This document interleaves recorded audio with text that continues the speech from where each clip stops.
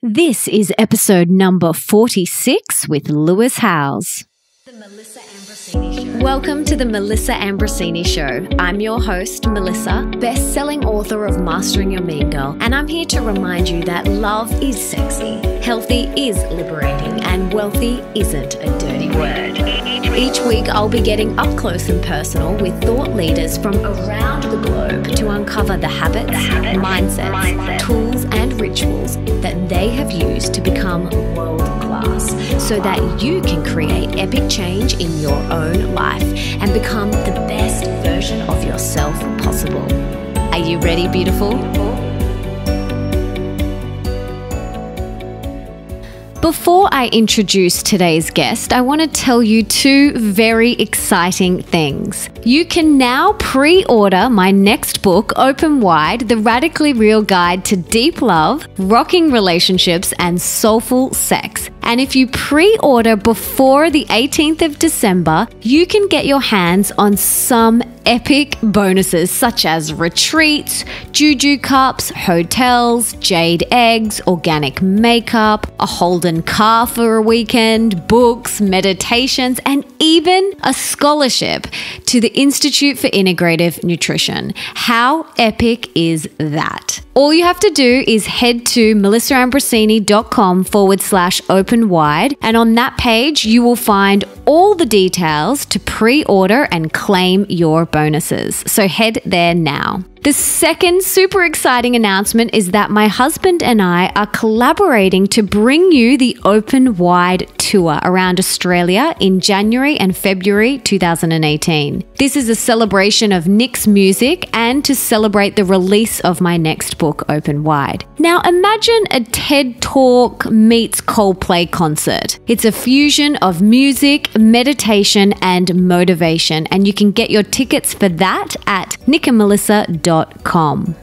Lewis is a New York Times best-selling author of the hit book, The School of Greatness. He is a lifestyle entrepreneur, high-performance business coach, and keynote speaker. A former professional football player and two-sport All-American. He is a current USA men's national handball team athlete. He hosts a top 100 iTunes ranked podcast, The School of Greatness, which has had over 35 million downloads and 500 episodes since it launched in 2013. Lewis was recognized by the White House and President Obama as one of the top 100 entrepreneurs in the country under 30. Details magazine called him one of the 5 internet gurus that can make you rich. Lewis is a contributing writer for Entrepreneur and has been featured on Ellen, The Today Show, The New York Times, People, Forbes, Inc., Fast Company, ESPN, Sports Illustrated, Men's Health, and many other media outlets. And his new book, The Mask of Masculinity, is out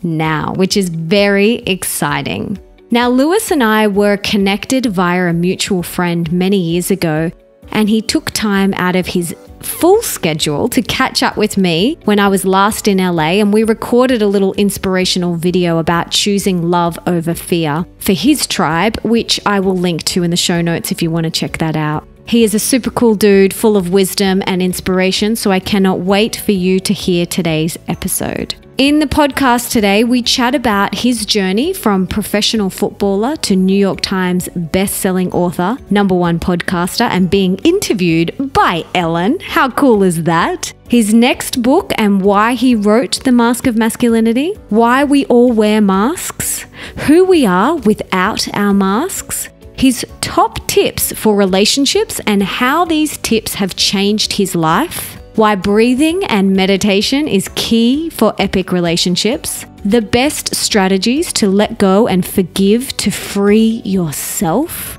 relationship boundaries that we all need to set, how to inspire your partner to open up and show up as the best version of themselves, plus so much more. For everything that Lewis and I mention in today's episode, you can check out in the show notes, and that is at melissaambrosini.com/46. Now, I am so excited to introduce the one and only Lewis Howes.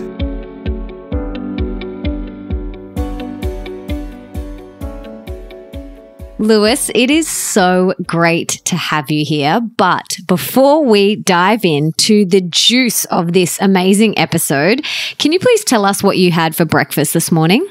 What did I have? I don't even remember. I didn't have breakfast. I had a bulletproof coffee, and then I had some tuna and green beans for lunch. Yum. Oh. Well, I am so excited to have you on the show, and your next book, which is coming out next week, which I'm really, really excited to talk to you about. But before we go there, can you take us back to Lewis in college and tell us how you got to being on Ellen, this New York Times bestselling author and #1 podcaster? How did this all happen? You know, it's been an interesting journey. And it started with sports. I would say it was the first part of my life. Started with wanting to be a great athlete, and that was always my dream, to play professional football, to play professional sports, and really to get paid to just do something that I love doing. That was my dream, was to, how can I live life doing what I love doing? And I got to experience that. I played a little bit of professional football in my early 20s, and then I got injured. And for about a 1.5 to 2 year window was really a turning point for me, because I didn't have a college degree yet. I didn't really have any money because I didn't make much from playing the little bit of football that I did. I didn't have a job, and I was living off 3 credit cards on my sister's couch, kind of just trying to figure out what am I going to do next. I felt like I'd kind of lost my identity. My whole dream was gone. So for me, this was very frustrating. It was kind of shocking where, okay, yes, I, had a body. I'm a white male in America. So people could be looking at me and saying, well, woe is you because you have all these privileges. But for me, really the thing I care about the most was gone. It was completely over. And it was a darker moment because I just wasn't sure what was next. I had no clue what to do with the rest of my life or the next few years. Luckily, I had found a few mentors early on who were able to give me some good feedback and some guidance. And they gave me some great coaching. They said, well, why don't you just start building something online? Why don't you start looking into this, look into that? Why don't you try this, try that? So I just started trying everything. One mentor said, check out LinkedIn. So I spent 6 hours a day on LinkedIn for a 1.5 years, building relationships and finding ways to add value to people. Another mentor said, why don't you be a professional speaker? But in order to do that, you've got to learn how to speak in an audience first. And I was terrified to do that. So he said, okay, join Toastmasters. So every single week, I joined this public speaking organization that taught me public speaking for a year. I just started picking up different skills and seeing what kind of landed, what stuck with me, and what I enjoyed doing. And eventually started kind of building an online business around LinkedIn as I was getting a lot of opportunities around that. And from there, I took that into building an online business, creating other social media programs, and just learning and being fascinated with how marketing, branding, design, how all these things work, because I wasn't really aware of them before that fascination.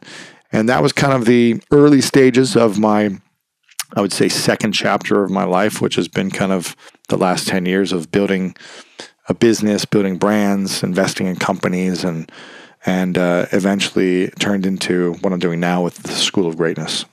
Wow. Okay. So did you ever predict that this was going to unfold, or is this, beyond your wildest dreams?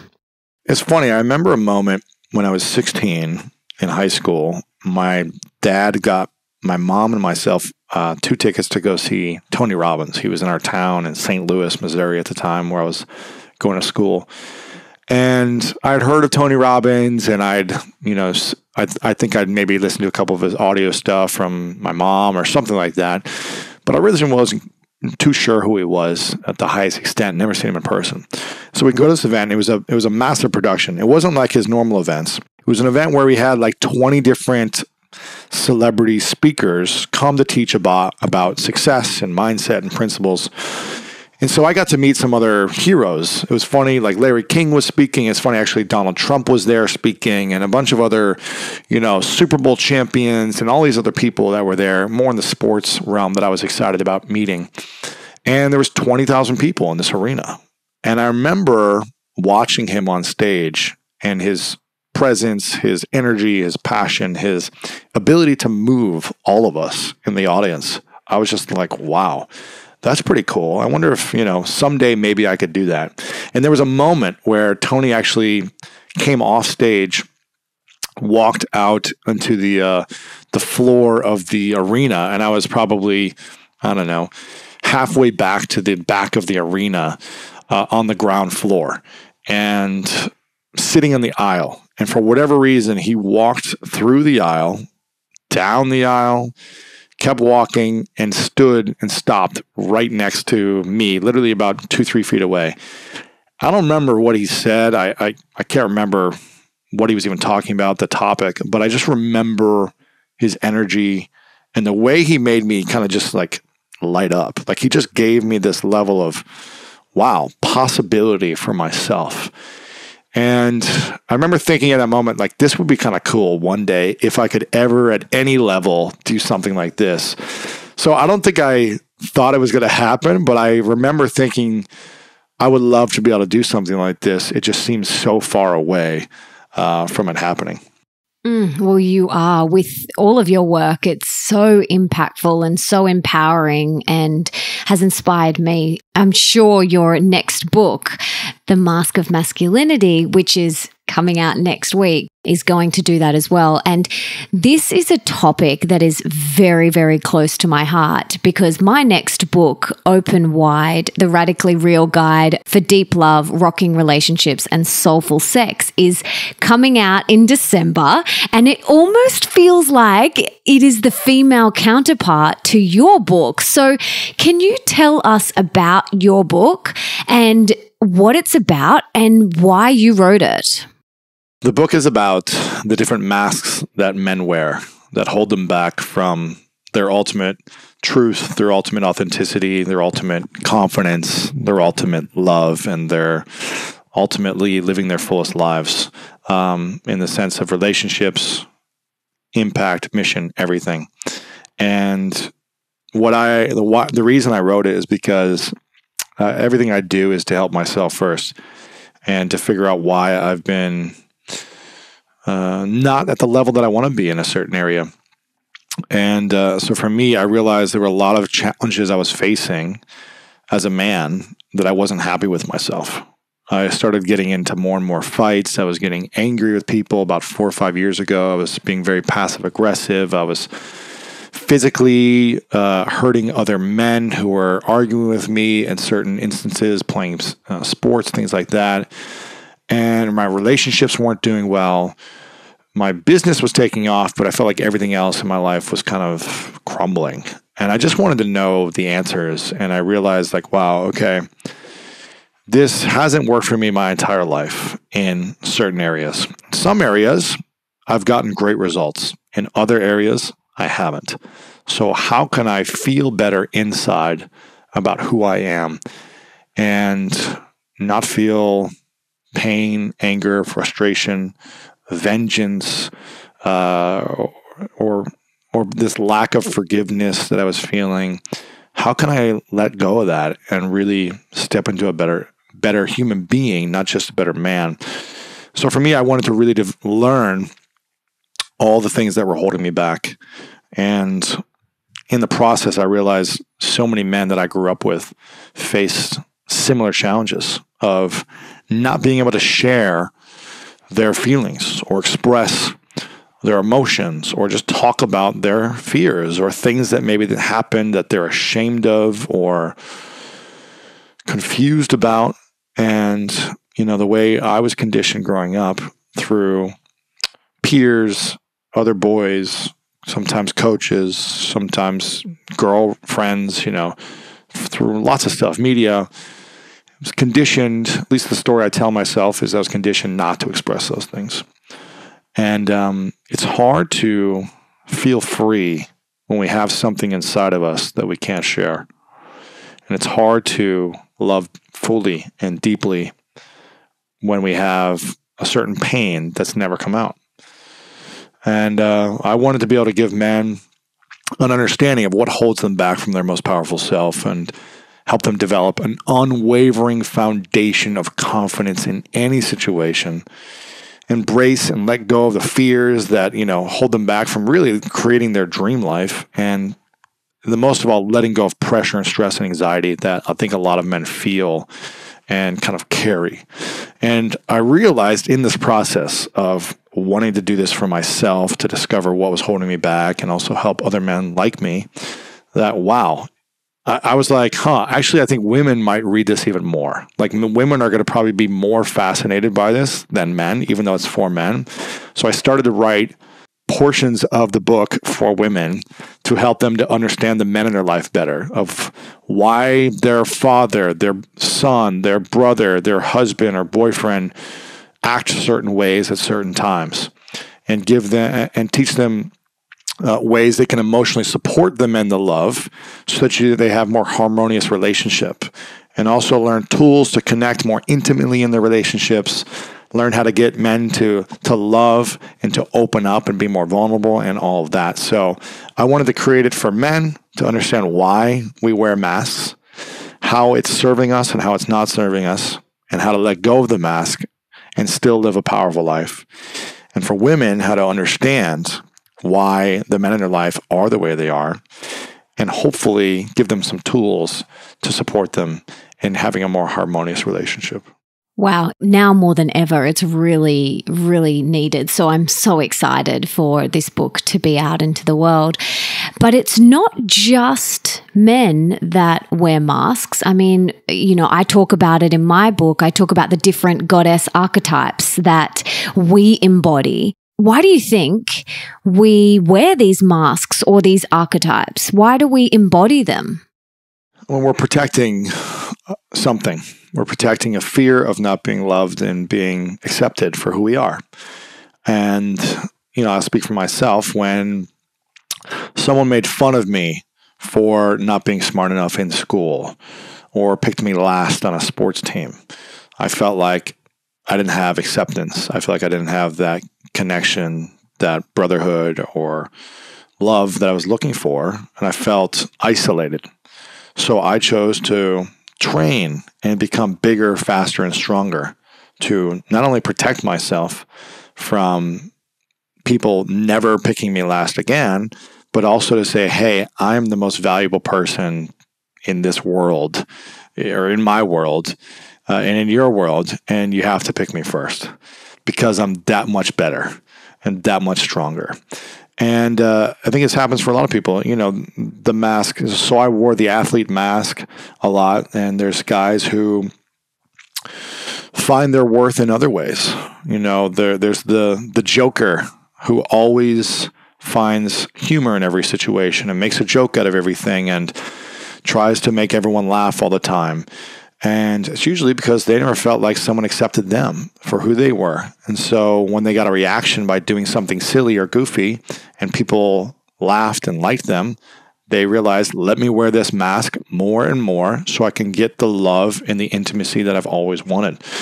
The reason why men are driven to earn more and make as much money as possible and flash the cars and the houses that they have and constantly brag about how much money they have is, again, comes back to wanting people to say, oh, wow, this is someone who's built something cool that I want to be a part of, and I want that, and I want to learn from them and connect with them, and they have value now because they've done something, and it gets them attention. And so in some ways, these masks serve us to get what we've always wanted, which is acceptance and love from other people. But at what cost if we're not aware of it? And if we're not doing things for a more uplifting, more we mentality, as opposed to me versus the world mentality. And I think that's kind of how it forms. It's really interesting. When we let go of all of these masks and identities that we have placed on ourselves, what's left? I know for me, I used to be a professional dancer. And then in 2010, I ended up in hospital, and that was my rock bottom, and my whole life changed. My whole course of my life changed. And I had this real identity crisis. I thought, who am I without that title and without that job? So for me, it was really quite challenging to let go of those identities. But what I've realized is, like you said, all of these identities and masks that we wear are just protective mechanisms that we've used. But a lot of people say to me, but who am I then without those? And I would love to hear your answer to this. But for me, who are you without all of those masks and identities? You are that pure essence of love in your heart. And that's the truth of who you are. But I would love to hear what you think about that. Who are we without any of those masks or identities?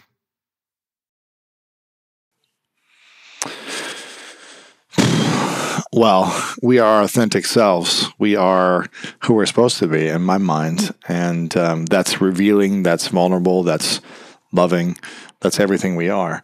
I think the challenge is we're afraid to let people know who we really are. Because if they actually knew the things that have happened to us, or the challenges we face, or the adversities, or where we're not smart, we believe that people won't love us, or won't support us, and won't like us, that we're not cool enough or interesting enough to be a part of their tribe. And the thing I think a lot of people fear is being isolated, being alone. We want community, we want connection, we want acceptance and acknowledgement. So when we have a lack of acknowledgement, or even worse, a bullying or making fun of for who we are, then we wear these masks to fit into someone else's mold of what we should be and what they like, as opposed to what we like. And we are very inauthentic when we wear these masks. So we are our truest self when we take them off. And when we are vulnerable in our truest self, that's when our relationships become really deep and great and juicy. It's when we wear these masks that they're kind of like surface level relationships. Have you found that be the case for you? I mean, absolutely. I mean, my entire life, when I wear masks or project something that I'm not, I feel like I surround myself with people that I really don't like. Or, I'm doing it and I don't feel good about myself because I'm just trying to be something I'm not. So for me, it's just being aware of it, being aware of, why am I wearing this mask? What's the point of wearing it? Is it really helping me? Or am I just kind of scared to be alone right now because these 5 people that want me to act a certain way won't be friends with me if I don't fit into their mold? That's really hard to do, especially, as like a teenager or someone growing up. When you're around like 30 to 40 kids all day in a classroom, you want to feel accepted by your peers. You want to have at least a few friends that like you. And so it's just challenging, I think, when we grow up conditioned. If we don't have that family support or the sibling support or whatever it may be, we're trying to fit in. And I don't think it's anyone's fault to try to fit in. It's just trying to figure out, how do we learn these tools better to love ourselves fully for who we are.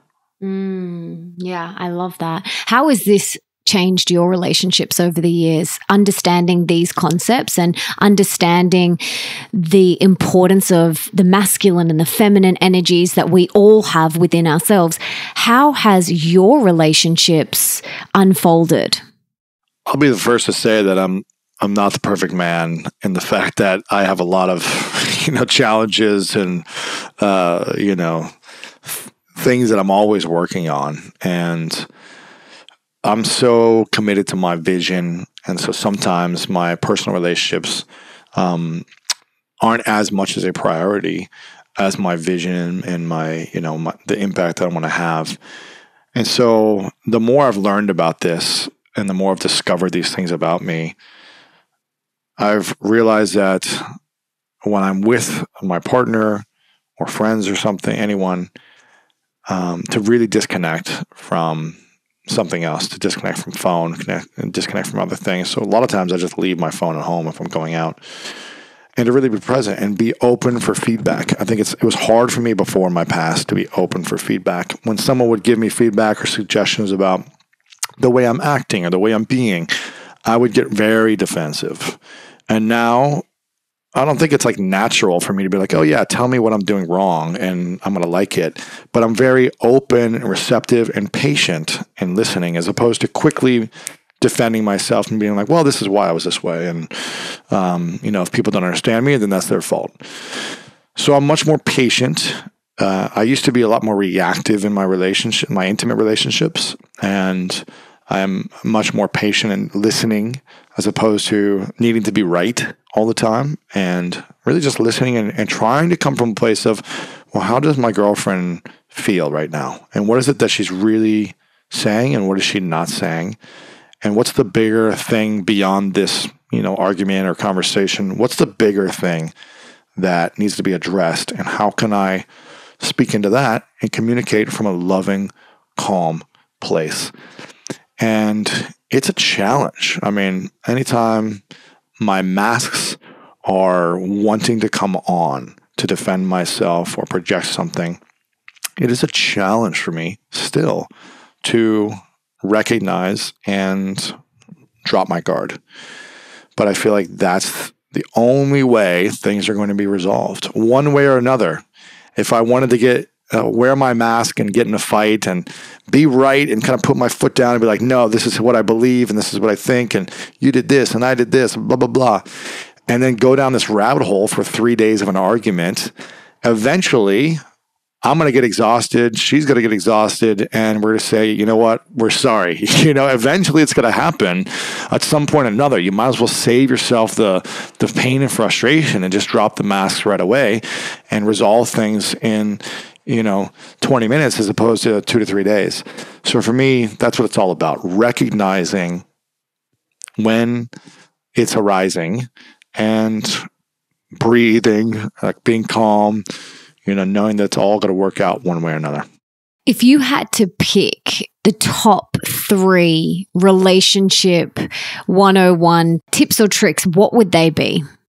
Presence, being present with someone that you're spending time with, listening, asking heart-opening, thought-provoking questions, being loving, being joyful, being happy, because it's not fun being around someone who's the opposite of those things. And one of the most powerful is acknowledgement. For me, acknowledging the other person for all the good they do, as opposed to fixating on what they're not doing, that you want them to change. So focusing on the acknowledging of the good that they do is, in my opinion, one of the most powerful things. So easy to focus on the negative. Our brain always goes to that one negative comment and doesn't, look over all the beautiful ones or that one thing that our partner did. But, simply acknowledging. And for me, even the 2-letter word, like thank you, like it's just such a powerful statement. Yet, especially with our loved ones, we can kind of skip over that and just go straight to the negative. I would love to hear now, we've spoken a lot about our relationships with other people, but how does our relationship with ourselves come into this? Like, I feel like our relationship with ourselves is the most important relationship we have of all. And if we're not overflowing with love within ourselves and really showing up for ourselves, then having these radical relationships is going to feel a lot more challenging. So how do you make sure that you are overflowing with love within yourself and look after yourself in that way? Yeah, I really believe we live in 2 worlds. We live in the world within ourselves, in our mind and our body, and then the world outside of ourselves. And if we don't have grace inside and inner peace inside of our the world inside of ourselves, then the outer world is going to be chaotic for us. And when we do have inner peace and grace within our inner world, I believe it doesn't matter what happens in the outer world. We can find calm at any time. And I really focus on gratitude, because it doesn't matter how great something has happened or what I've achieved. If I'm still unhappy about my results, then it doesn't matter how good it is if I haven't learned how to appreciate that experience. Same thing with a challenging thing in my life or adversity. If I don't learn how to appreciate and have gratitude for that experience, it's going to be a story that I run over and over in my mind and tell people about something that happened to me that's going to hold me back the rest of my life. And so for me, it's really coming from a place of understanding and being grateful for as much as I can. That's the first thing. The second thing is letting go of any past trauma, suffering, pain, anyone who's hurt you, anything like that, is finding forgiveness for everything, because it just does not support or serve you if you're going to hold on to resentment. From my personal experience, it feels great to resent people, and it feels great to want to have revenge and all these things. It feels good in the moment, but it doesn't support you bringing humanity together and lifting people up. It may feel good for a moment, but it's just a cancer waiting to form and build. It's by holding on to resentment. So I would say find a way to forgive everything and everyone. And the most important person to forgive is yourself. And I really appreciate meditation and breathing, because I believe when we learn to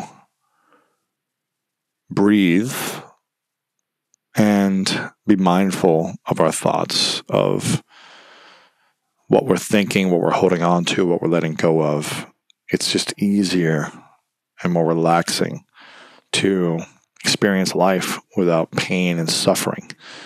So I would say those are a few things that I begin with to give myself the best opportunity to have a better relationship with myself. What about for someone who's, sitting here listening going, but I just can't forgive that person, or I just can't forgive myself for X, Y, or Z. How do we forgive and how do we let go? What are your strategies for that? Being aware that forgiveness is not for them, it's for you. And holding on to resentment to someone else does nothing to them. It only hurts you. It hurts your energy. It hurts your heart. It makes you tight. It makes you stressful. It makes you fixated on one negative experience that happened in your life, or multiple experiences that happened in your life, that you're looking in the past as opposed to focusing on the present and on your vision, on your dreams. If it's not helping you live a happier, more fulfilled, impactful life that supports your dreams and others, then let it go. And usually holding on to resentment doesn't make you feel fulfilled inside and make you make a bigger impact. Now, there may be things that happen that are not right and that are morally incorrect and that are unjust and that you wouldn't wish upon anyone and all these other things. I'm not justifying something that's happened. I'm saying this is for you. It's not about them. It's not about forgiving them for them. It's about forgiving them for you, to let something go so you can reconnect to your purpose and your mission and your vision. Whether it's having a great family or a powerful relationship now, as opposed to fixating on the guy who raped you when you were a kid or cheated on you in the past relationship. It's letting these instances go so you can live fully now. And I, for a lot of my life, I resented and held on to grudges and things like that. And I just look back at it and I realized this did nothing for me except hurt me and other people. Because then I would be reactive. I would put on more masks whenever I felt defensive. And a lot of it stems from just not letting go of stuff in the past. Yeah, I was just reflecting back onto times in my life where I have held on to things for years And I'm almost just like looking back at myself, just having a little laugh, because it did not serve me one bit. It only caused me pain and suffering and heartache.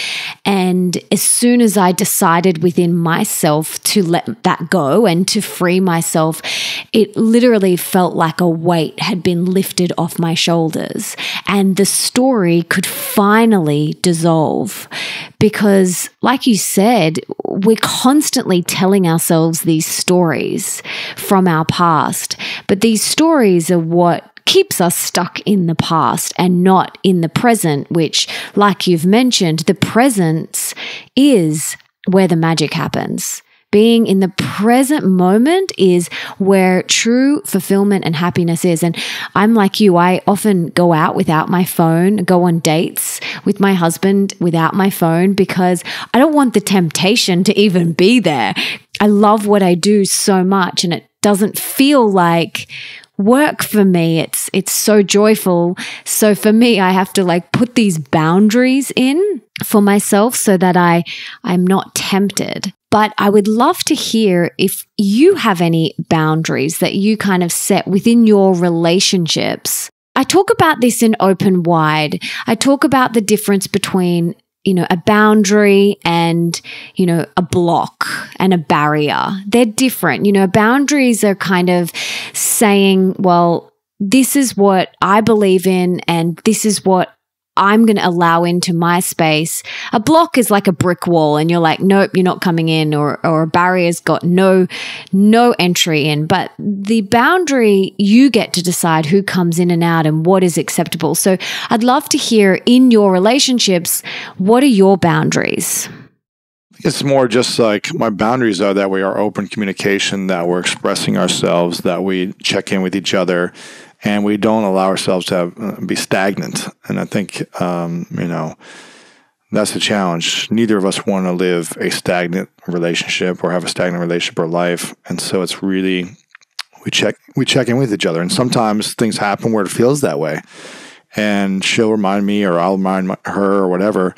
And we come back to that present moment and reconnect on making sure we are present and living a full, loving, expressive, passionate relationship. I think that's the main thing in terms of boundaries. I'm not sure. I mean, besides other stuff of, cheating or whatever it may be, the boundaries, What would you say to someone who's listening who is really inspired by everything you're saying and would love their partner, whether it's a female or a male, to get on board? How do you recommend that they inspire their partner to be more aware and conscious and present and vulnerable? Besides them reading your book, like how else can we inspire our loves? I think it's really tough because, it took me a long time, I feel like, until I started being open to looking within myself about this stuff, and wanting to see myself and what was working and what wasn't working. It took a while. What was the turning point? Was there a breaking point where you're like, I am so done, I've just got to make some shifts? Like, what was that turning point for you? I mean, a string of really bad relationships, and, one that just finally realized like, wow, something's wrong. If this is happening, over and over and over again, the common denominator is me. And why am I either creating this, attracting this, involved in it, participating, whatever it is, why am I in it? And, one relationship just got really bad. I mean, a lot of them got really bad, but one, it was kind of like the timing of my life where I was like, why is this still happening? And it put me back into a dark place, like when I was a teenager. And then I started reacting in other areas of my life. I started getting in physical fights with people. I started just getting really aggressive and screaming and loud and angry, and realized like it was kind of a wake-up call for me, being like, okay, something is not working for me.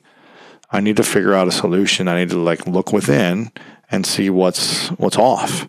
And that's when I started doing a lot of emotional intelligence work and for the first time, shared about being sexually abused when I was a kid, and just started really revealing so much about my pains and my angers and resentments, where I'd never opened up about these things before because I didn't think I was able to, based on my experiences and based on the way I was conditioned, how I grew up to be a man. And so I realized, wow, all these things, my entire life that I've been conditioned from media, from peers, from friends, from teammates, the locker rooms, to girlfriends, to whatever, it wasn't working for me. It was hurting me, and I was hurting other people in the process.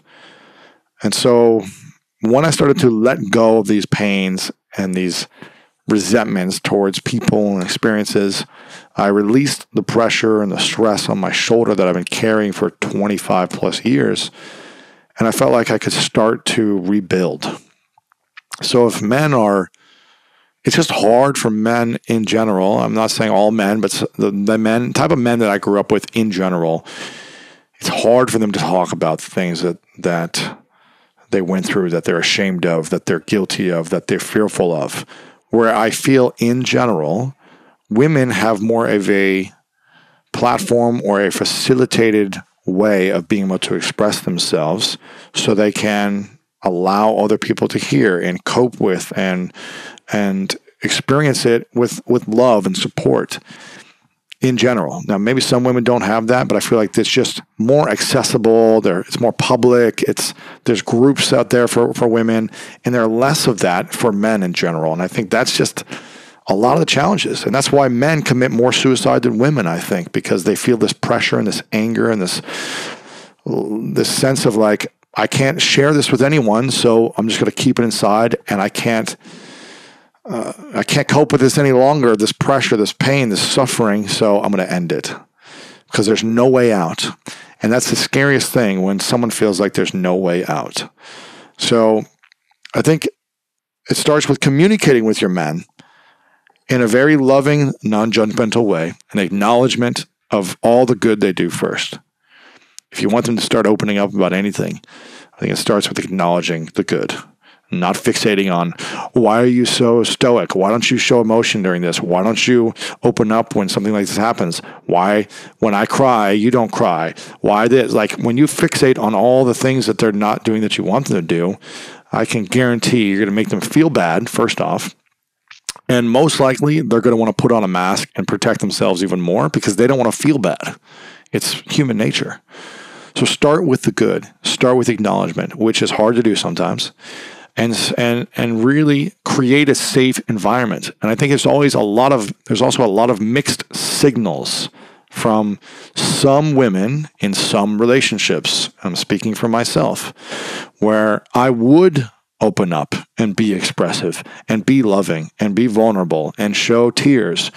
And then it would be a turnoff, or someone would say, well, just man up. This is your job. You're supposed to be a man. You're supposed to do these things. You're supposed to take care of me. You're supposed to protect me, make me feel safe. And so when women send these mixed signals of, oh, we want our men to open up and express themselves, but then when they do it, and then they shame them or make them wrong or make them feel like they're being bullied like when they're kids, then you can better believe they're never going to do that again. So women play just as much a role in this, I believe, as men. And yes, we are all responsible for our own actions. Yes, we're all human beings responsible for how we act and how we respond. But it's human nature to want to have your partner happy, to please them. This is what humans like to do. No one wants someone unhappy with them or mad at them. And so it's hard sometimes to just stand firm and, well, I'm going to cry and feel this way, and if you don't love me in this moment, then screw you. It's hard to just stick to that type of feeling. So I'm not sure if I've answered the question, but I'm kind of going on a rant about the whole process of all of this. No, it's so great. It's really, really powerful. So great. I'm just like nodding along because everything you're talking about is exactly what I cover in my book. It's just so powerful understanding this. And it's that polarity between the masculine and the feminine. And we all have masculine and feminine within us. And some people maybe have a little bit more of one of them, and neither are right, neither are wrong. It's just what is. And that polarity has to exist. And, there's been times where, as you were talking, I was just reflecting on, when my husband has, really been super vulnerable and how it made me feel and how I reacted. And it's so funny that you say, because in the past I would have been like, well, man up, you shouldn't cry. But I really encourage him to express that within himself and be vulnerable. And same with my 11-year-old stepson. We have never said to him, oh, don't cry or pull your socks up. These are the things that my dad said to me growing up. Whenever he has any sort of emotion, we just let him express however he wants to express. And that might be with tears, it might be with a tantrum, but never shutting someone down for what's going on for them, I think is really important. It's so challenging when you're crying or really upset and someone turns to you and says, get over it. It's like, oh my gosh, like, how dare you say that to me? Just allow me to feel and allow me to express. So yeah, what you're saying totally resonates so deeply. And these are just concepts, the concept of the masculine and feminine have been around forever. These aren't new concepts, but it's experiencing a re-emergence right now, because now more than ever, we are moving into that we cycle and out of the me cycle. And we're stepping into this more collaborative way of living and being within ourselves and within our relationships, which is really exciting. So I would love to hear now, what is one thing that you're currently working on or would like to improve within yourself at the moment? Is there anything that's really current for you right now? I think relationships are our greatest teacher, and there's always another level to unlock, I believe, in relationships. I feel like I want more courage to work on, because I feel like sometimes I don't say everything I want to say in all relationships, not just my intimate relationship, but out of fear of hurting someone or of them not approving, or them not, of me having a desire for something and wanting to express something or wanting to do something and someone not, and then hurting someone. Sometimes I feel like I lack the courage because I don't want to hurt them in that moment, and I just don't say certain things. So I think courage in general, and allowing myself to be afraid and share something that is scary for me, or I'm worried about a reaction, and learning to be more calm and confident and courageous in those moments. Have you read the book Radical Honesty? No, but I've heard about it. I heard it's great. Oh, it's so good. Once I read it, my husband and we both went on this mission to live radical honesty. We were, because like what you're saying, there's times where we hold back out of, fear of hurting that other person. But imagine if we all just spoke our truth from our heart all the time. It'd be amazing. It would be amazing. And it would be confronting as well, of course. But there's so many times I'm the same as you. There's so many times where, I'm like, oh, no, I won't say that. But if that's your truth and it's from your heart in that moment, then that's the truth of the moment. And by holding it back, we're actually doing a disservice to that moment and to that other person in that moment. So yeah, I think you would love that book. Check it out. Okay, let's pretend now that you have a magic wand and you could put one book in the school curriculum of every single high school around the world in every different language. Besides your amazing books, what is one book that you would choose? The one that does it all for me is, I was going to say, the 4 agreements and the 5 love languages. Those are great. But I think the one that I would choose is The Alchemist, because it's always about finding the treasure within ourselves and believing in ourselves. The greatest people in the world find a way to use the gifts that they were uniquely born with and turn their ideas into gold. We have the gold within us, and we can create any of these. We can be the alchemist of our own life and create any life we want. We just get to learn the principles of how to do that and how to create it every single day. Amen. My 11-year-old stepson last year in year 5, they actually read The Alchemist as part of the curriculum. When he came home and told me, I was like, oh my gosh. And so we would listen to it on audio in the car to and from school as well, so he could really embody it. But he just loved it. And I thought, what? And he doesn't go to he goes to a mainstream school. Like, he doesn't go to a public school. Not a public school, like a private school, but not like a Steiner or a Montessori. Like, it's not a spiritual school. Like, this is just a normal private school, and a very sporty school, actually. And I thought it was amazing. Year 5, they were reading this book. It's a great book. Yeah, it's a great book. So great. Okay, so I am obsessed with people's morning routines and how they prime themselves for the day, as Tony Robbins says, and what you do to set yourself up for success. So can you tell us about your morning routine and your little things that you do daily? For me, it's the body is the most important thing to start activating. So I have a trainer that works me out in the morning, because when I have to do it myself, sometimes I can make excuses. I'll never go as hard. But when I have a trainer who makes sure I'm fully aligned, make sure I'm not hurting myself, protects me, things like that, allows me to just focus on getting results. So I like to have a workout first thing in the morning. I always make my bed. I believe I used to never make my bed until about 5-6 years ago. I started the art of that after I met a monk that talked about the importance of making your bed. And then there was a big book that came out about this admiral who did this commencement speech talking about making your bed. And now it's kind of all over the place now. But I used to never think that was important. I hated it growing up. But once I started doing it, it literally started to change my life, because I would walk back into my room and see this clean bed and clean room, and it felt like I accomplished something, and it built belief in myself that I was able to do something, and it allowed me to do something else even bigger, and it just started the day right.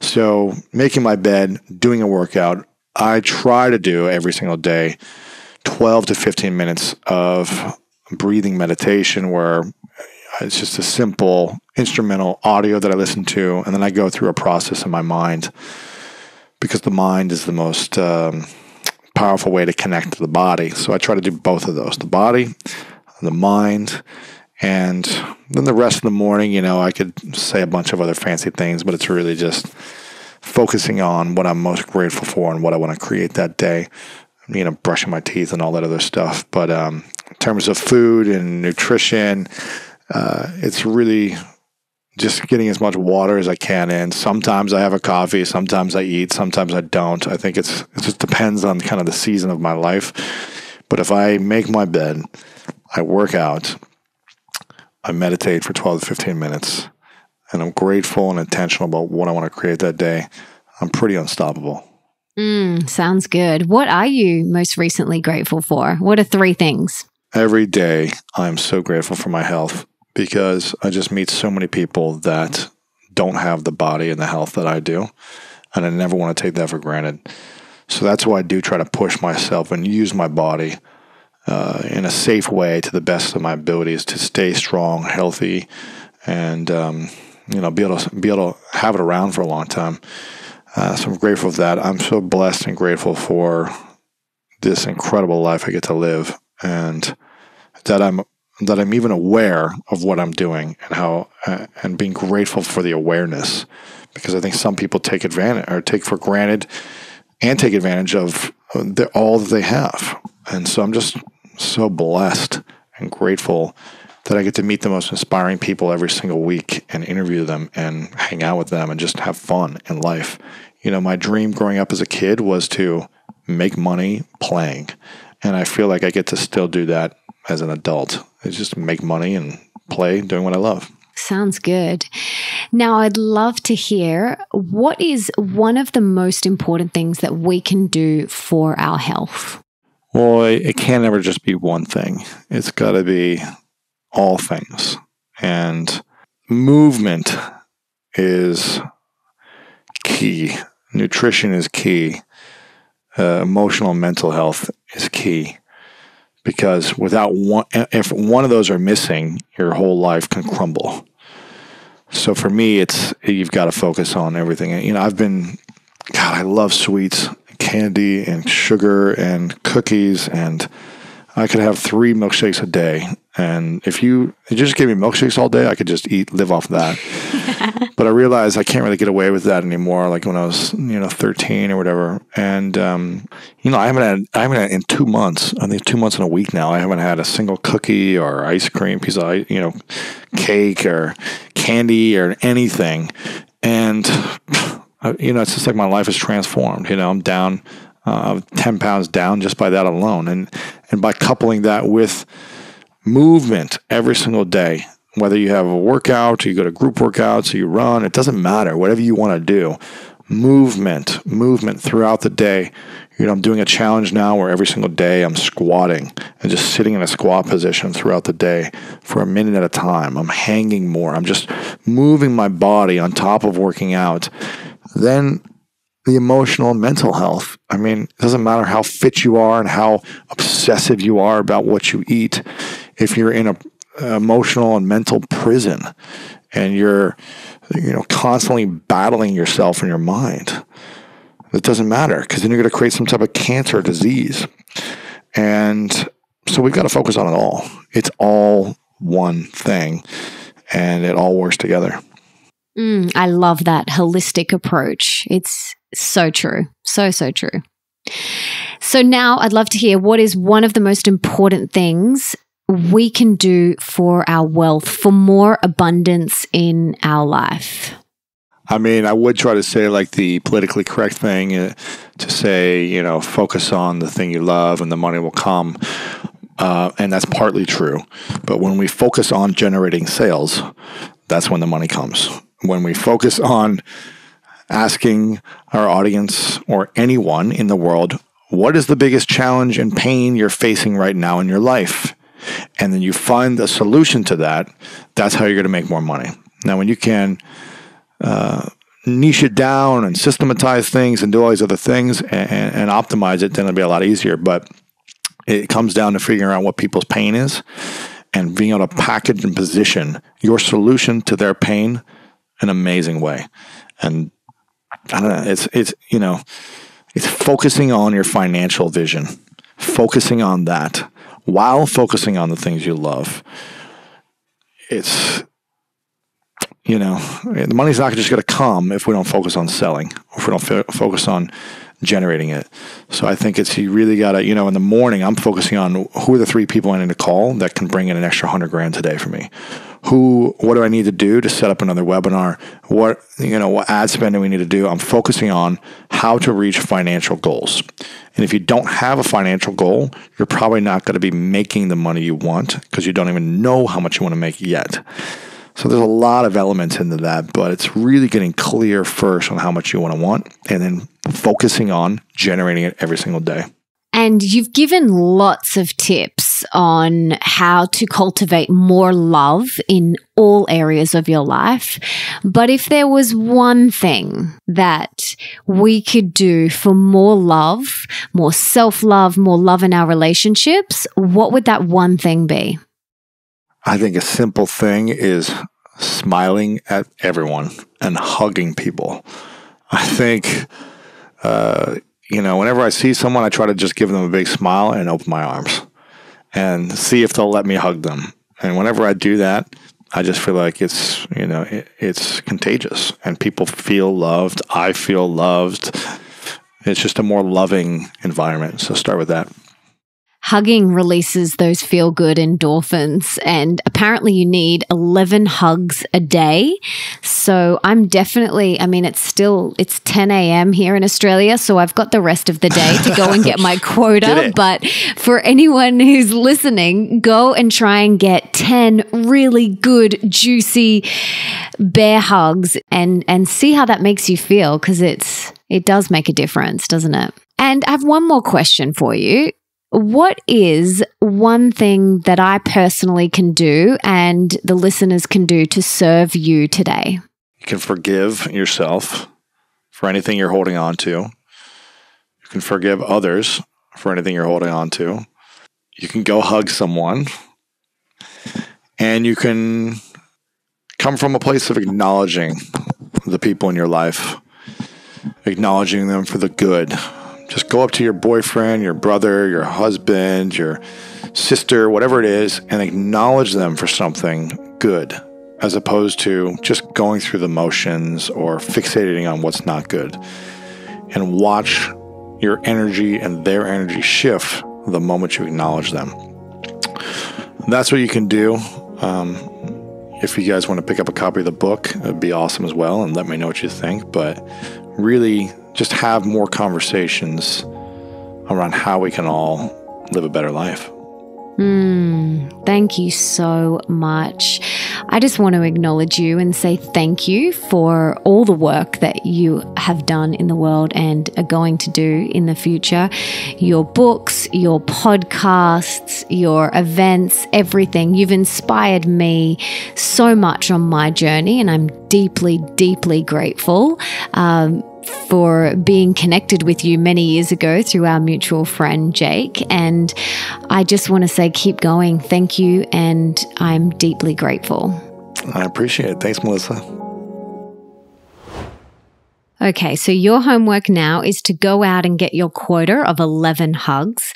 Now, these have to be the good bear hugs. You know the ones I'm talking about, the really good ones. And feel that oxytocin swim through your cells. And remember, it's 11 hugs a day. So pop that in your calendar and make sure you commit to that every day. I'm going to be going and getting mine straight after I finish recording this. I got so much out of today's episode, and if you did too, please subscribe and leave me a 5-star review in iTunes or on the podcast app, because that means that we can inspire even more people together. And don't forget to tell me on social media, either on Twitter, Instagram, or Facebook, who you would like me to have on the show. And for everything that we mentioned in today's episode, you can check out in the show notes, and that is at melissaambrosini.com/46. And you can also check out my other podcast episodes there too. Also, just a reminder that you can now pre-order my next book, Open Wide, The Radically Real Guide to Deep Love, Rocking Relationships, and Soulful Sex. And if you pre-order before December 18, you can get your hands on some epic bonuses that you do not want to miss out on.